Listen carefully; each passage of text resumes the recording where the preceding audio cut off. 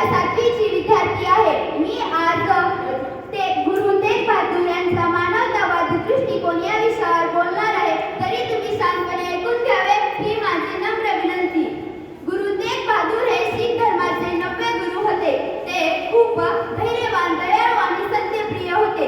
त्यांनी नेहमी माणुसकी आणि न्यायाला महत्त्व दिले. प्रत्येक माणसाला आपला धर्म आणि विचार स्वातंत्र्याने पाळण्याचा हक्क आहे असे ते मानत होते.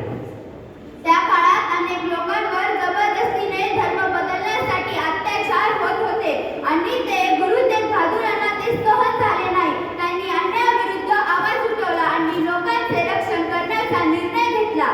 लोकांचे धर्म स्वातंत्र्य वाचवण्यासाठी त्यांनी स्वतःचे बलिदान दिले.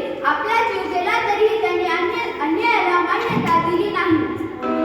त्यामुळे लोक त्यांना हिंद की चादर म्हणतात. लोक त्यांना हिंद की चादर का म्हणतात बरे?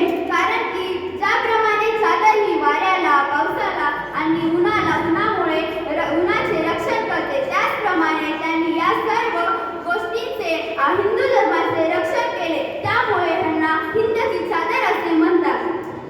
गुरु तेग बहादूरांना मानवता याच्यावर खूप विश्वास होता. धर्म वेगळा असला तरीही माणूस समान असतो असे ते सांगत. प्रेम, शांतता, एकमेकांचा आदर करणे हाच खरा धर्म आहे असे ते सांगत. औरंगजेबाने त्यांना धर्मांतर करण्यास सांगितले, पण त्यांनी ठामपणे नकार दिला. ते म्हणाले, धर्म भीतीने नाही तर धर्म श्रद्धेने बदलला स्वीकारला जातो. धर्म